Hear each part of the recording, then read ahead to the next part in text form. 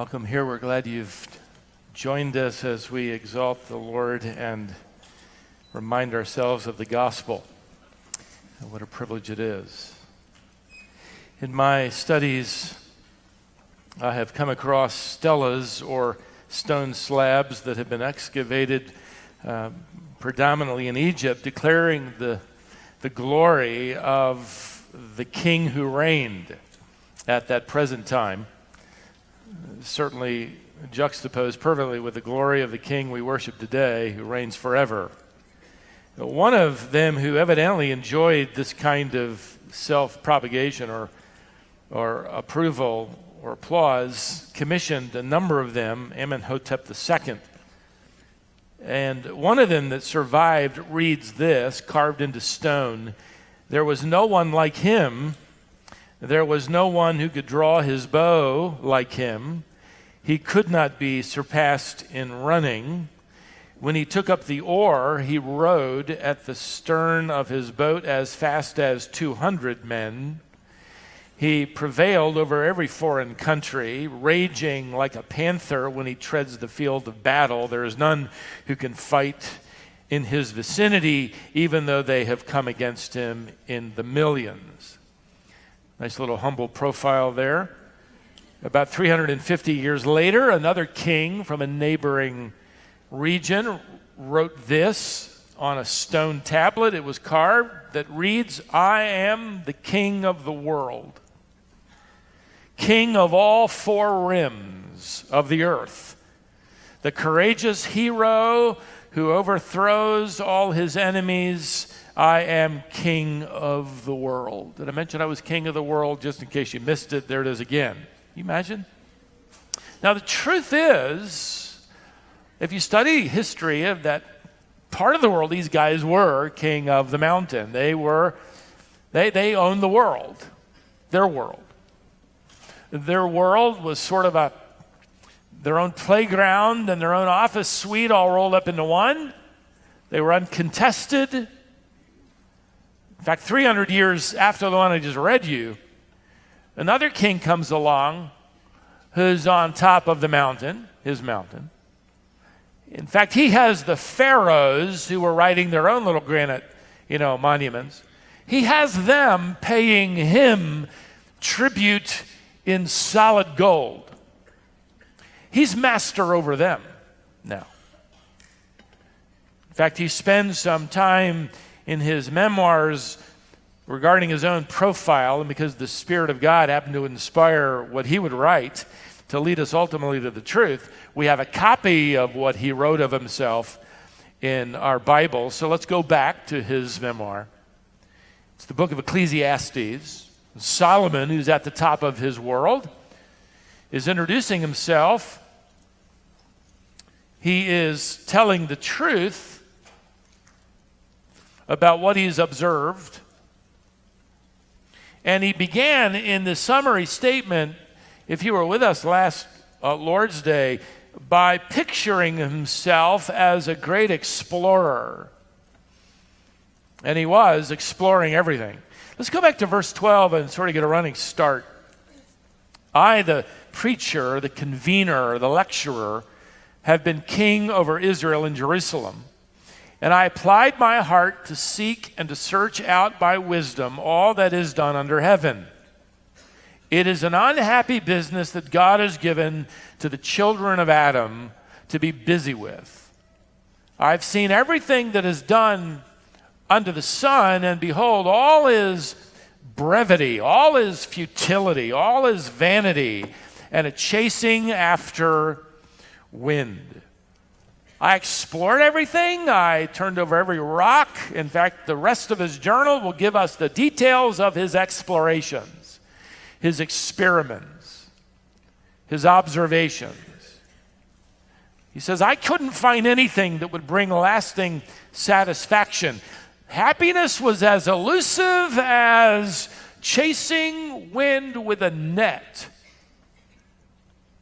Now, what he does that these pharaohs didn't do before him is tell us, now here's the truth. Here's the brutal truth And he delivers it to us in the form of a couple of proverbs. We looked at the first one last Lord's Day, verse 15. What is crooked cannot be made straight, and what is lacking cannot be counted. We broke that proverb down into two principles. What is crooked cannot be made straight. In other words, no matter how hard you try, there are dilemmas you can't straighten out. The world is broken, and you can't fix it. In fact, you cannot fix yourself. If you cannot fix yourself, you ought to at least have a little patience with the rest of the world. Solomon goes on to add, what is lacking cannot be counted. In other words, no matter how much you have, there are deficiencies you can't supply. You don't have enough money in the bank. You don't have enough talent and resources in yourself, if you want to be honest for once. You can't handle the challenges of life. You come up short-handed. Now, even though Solomon is king of the world, he's on top of the mountain, he knew in his heart that humanity was broken and his own life was deficient. God is leading him even in the depressing introduction to reveal honest truth.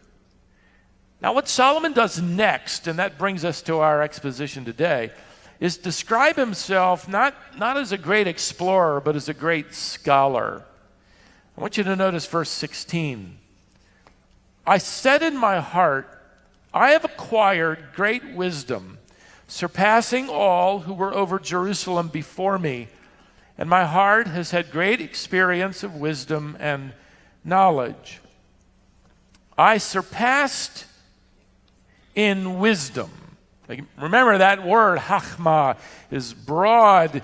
Depending on the context, Solomon is talking about worldly wisdom. He's talking about intuition. He's talking about analytical skill. He's talking about discerning that even an unbeliever can fulfill.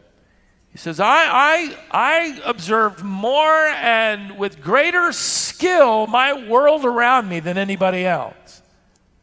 Now, he's not exaggerating, as pharaohs before him.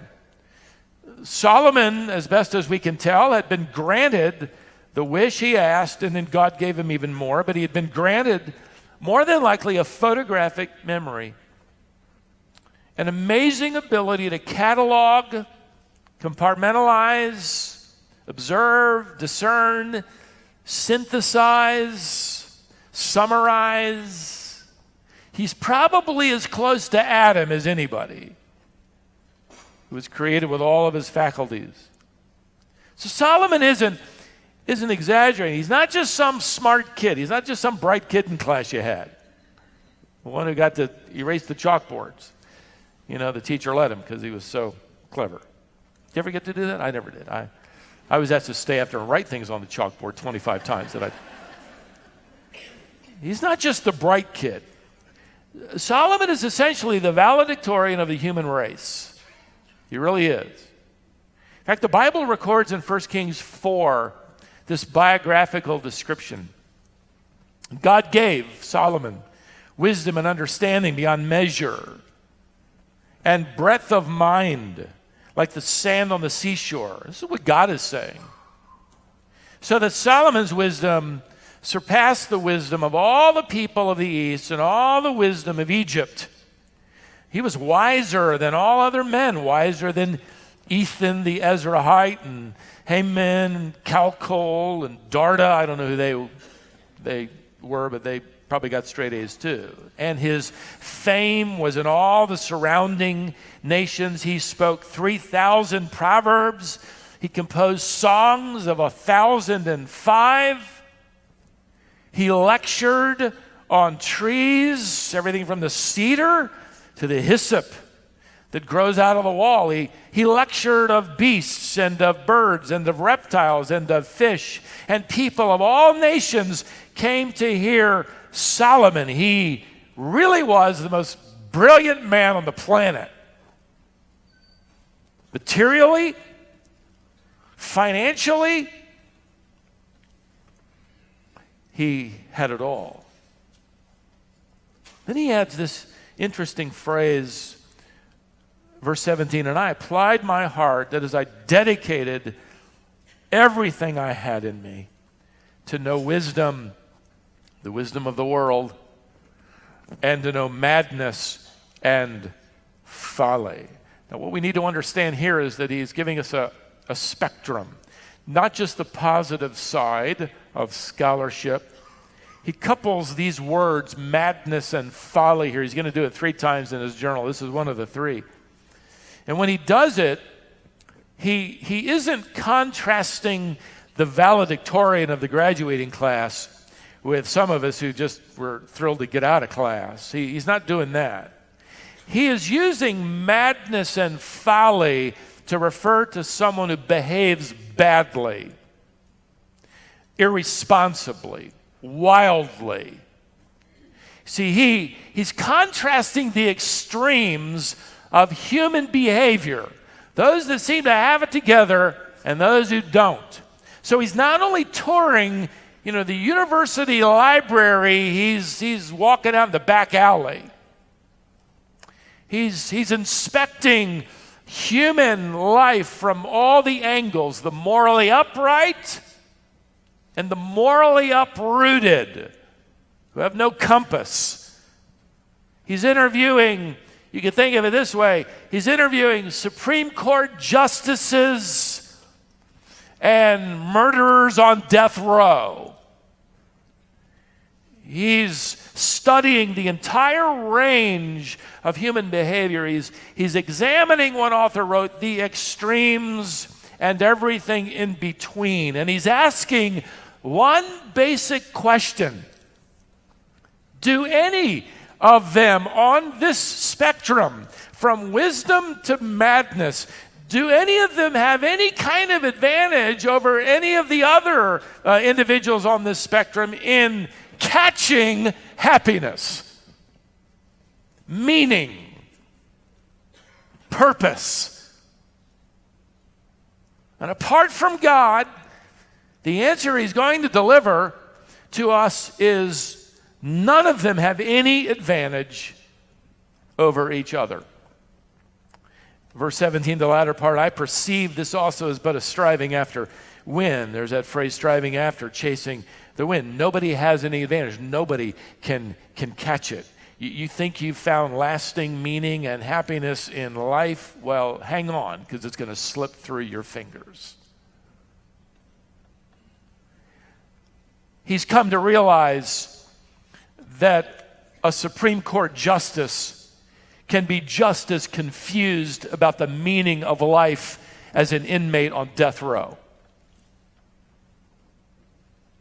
He's perceived, that means he's come to know, he's come to realize that people who have it all and people who've lost it all can be either sad or happy in the state they're in.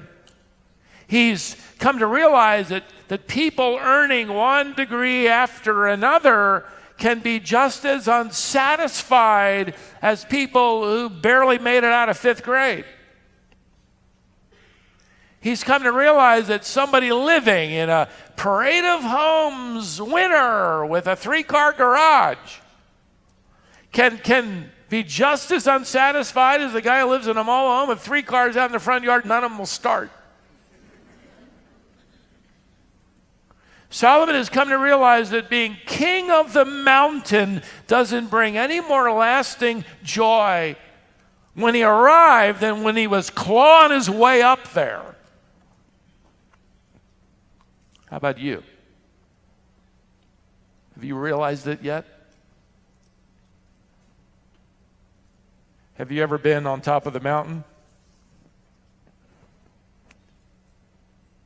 How long did the euphoria last?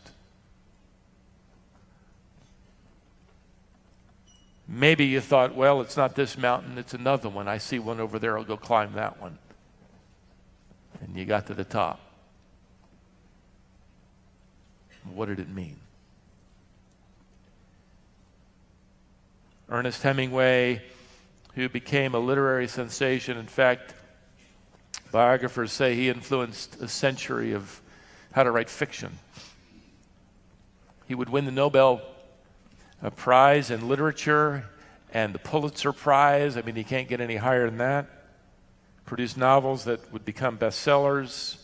He was known as a man's man, kind of tough, vigorous, a war veteran, a correspondent, philosopher. He loved everything from big game hunting in Africa to watching bullfighting in Spain. Outspoken, wealthy, independent. Before he took his life at the age of 61, he wrote these words, and I quote him, "Life is a dirty trick, a short journey from nothingness to nothingness."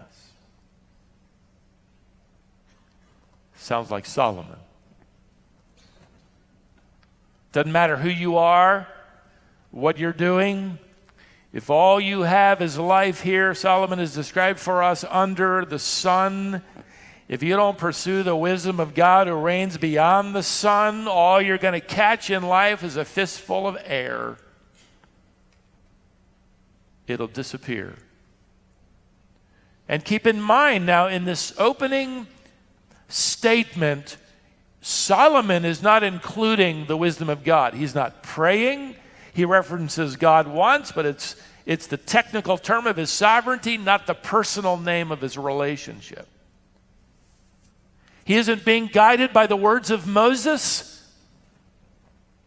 He's being guided by the knowledge of man, the intuition, the perception of an incredibly brilliant mind who runs itself into a dead end.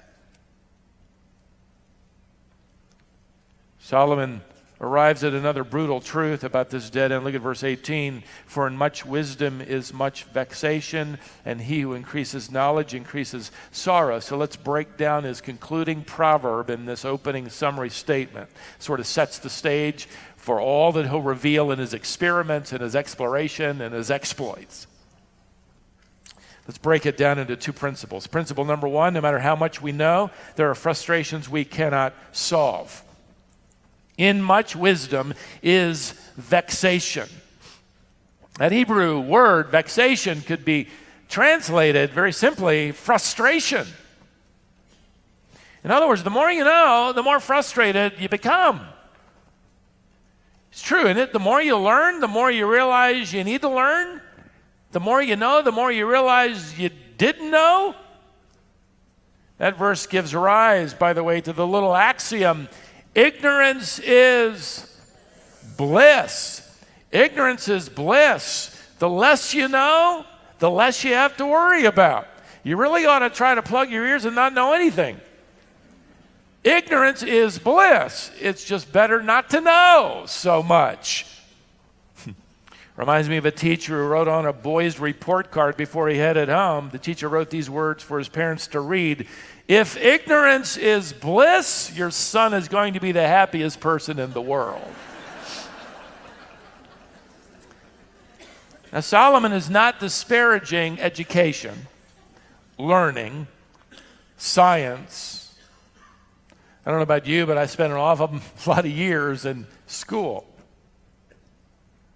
He's not disparaging doing your homework. You know, don't leave here and say, "Well, you know, a pastor told me I could drop out of middle school." You missed the whole point if that's, what you tell your parents, or graduate school. He's simply arriving at something that is true. He'll tie it up, chapter 12, but knowledge without God leads to frustration. Think about it. We know more today about the universe than any other generation preceding us. How secure do we feel? I think the average person out there is now terrified somebody's going to show up in a spaceship and blow us away. We know more about medicine and disease than ever before, and yet in that knowledge we have more insecurity of some kind of epidemic. Just watch the movie. It's going to wipe us out. Knowledge without understanding a sovereign God who has a purpose for the human race, and you can read how it ends up in the book of Revelation, leads to a dead end. Becoming smarter is not the pathway to becoming happier. Have you ever thought about the fact that if the solution to frustration and irritation was education, the happiest places on earth, at least in our region, would be the university campuses, right? I mean, the happiest place would be NC State, UNC, ECU, Campbell, Meredith, Duke. Well, maybe not Duke, but the happiest people on the planet would be professors. How's that working out? You ever talk to one who doesn't believe in the Creator God? Human reason doesn't bring about satisfaction. Plato was wrong, even though you're going to hear politicians quoting him like crazy over the next year. The solution's education, education, education. We got to give everybody education. Education's going to solve it. Education's going to be it, whatever. No. Plato believed that perfection was possible through education of the human intellect. But the solution to frustration in life has never been information, but transformation. It isn't what I can learn from the outside, is what the Spirit of God does on the inside. So that whether it's a parade of homes or a mobile home, whether it's barely getting out of 5th grade or having a couple of doctorates, happiness and meaning and purpose in life come by means of the Holy Spirit's transforming power that begins at salvation, so that you begin to evidence the fruit, the evidence that He's at work in your life, which produces love, joy, peace, patience. I mean, you're going to learn some things here today, I hope. How's it going to work out there in the parking lot after church and that guy cuts in front of you? You're leaving church. You were in church. That's as close to perfect as you've been all week. How's that working out there? Keep your windows rolled up. Solomon writes with rather acid ink, no matter how much we know, there are problems and frustrations and challenges we simply cannot solve. Yet in the face of that God-given reality, the Humanist Manifesto I came across recently, Volume 2, declared when it was published in 1973, when I was about in 9th or 10th grade, and I quote, "Reason and intelligence are the most effective instruments humankind possesses." Conclusion, I quote, "No deity will save us. We must save ourselves." I've got a better solution. Call upon the name of the Lord, and you will be saved. And by the way, you'll be saved from yourself. Because we're the ones that are driving ourselves into that dead end as we pursue ourselves and our knowledge and our pride. Now follow this as Solomon adds a final phrase to this summary. Notice the latter part of verse 18. "And he who increases knowledge increases sorrow." Let me put it this way, no matter how much we learn, there are sorrows we cannot avoid. The more you learn, in fact, the more sorrow you end up with. You can get the news 24 hours a day. Your parents had to wait till 6 o'clock in the evening, or your grandparents, to get an update on what happened in the world. A lot of times it was already sort of halfway resolved by the time they watched it.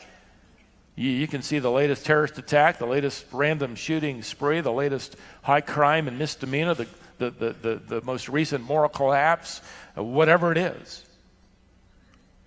on the hour. And you live with yourself.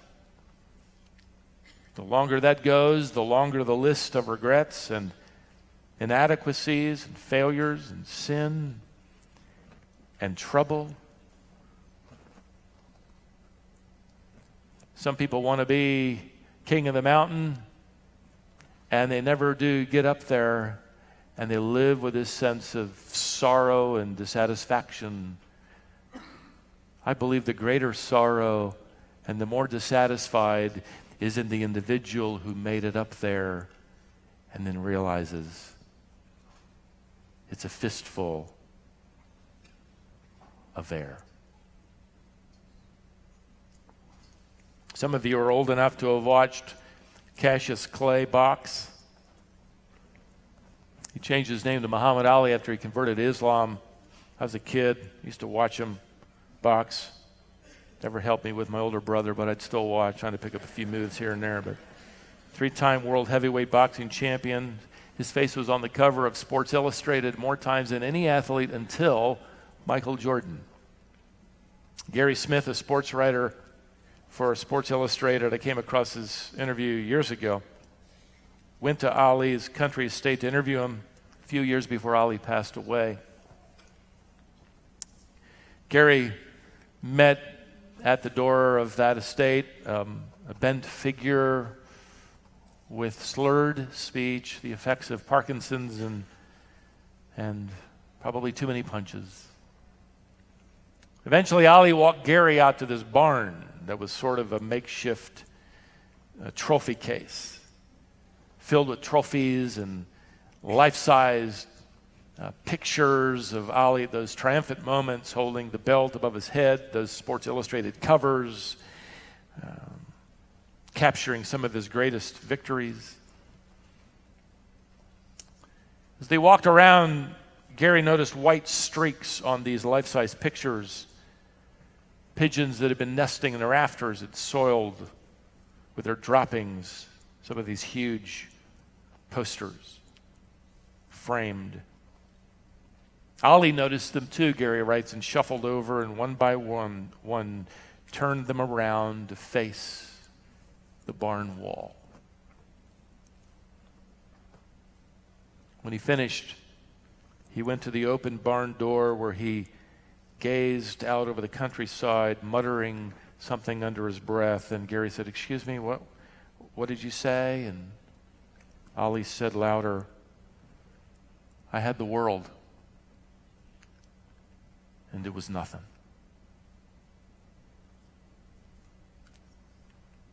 I had the world.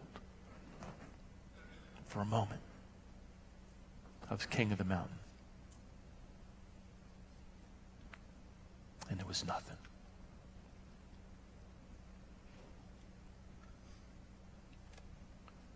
Without a Savior who reigns above the sun like Solomon, without a Redeemer to lead you and forgive you and give you a future and a hope, purpose and meaning along the way, whether you're on top of that mountain or you're trying to crawl your way up, you're heading toward a dead end. I couldn't help but think, if I could interview Solomon as he finishes this opening summary. And after studying this opening summary, I now know why no preacher I ever sat under did a book study through Ecclesiastes. In fact, I was reading one well-known expositor on his treatment of a particular text in Ecclesiastes this past week, and he said, you probably ought to plan on preaching 8 sermons covering the book of Ecclesiastes. Well, it took us 5 to get through chapter 1. I know you can't wait until chapter 2 starts. Don't leave me, okay? Don't leave me. Well, you know, if I could interview Solomon, I thought, what would I ask him? What would I ask him? And the thought occurred to me, of the different things I could ask him, one of the things that I think I'd like to ask him is Solomon, whatever happened in that memory of yours, which never forgets anything, whatever happened to the music of your father, David? When you heard it sung over and over again as you were growing up, into your adult years, you heard the festivals, you heard the music and the choirs, these great songs. What happened? They reminded you not to trust yourself, not to follow yourself, not to pursue the things of this life, not to trust in human reason, to understand this is not the end. What happened? What about this one? One of his most famous. The Lord is my shepherd. I shall not want. He makes me lie down in green pastures. He leads me beside still waters. He restores my soul. He leads me in the paths of righteousness for his name's sake. Even though I walk through the valley of the shadow of death, I will fear no evil. For you are with me, your rod and your staff, they comfort me. You prepare a table before me in the presence of mine enemies. You anoint my head with oil. My cup runs over. Surely goodness and mercy shall follow me all the days of my life. And then I will dwell in the house of the Lord forever. Now that's what you hang on to. Sing that one again and again.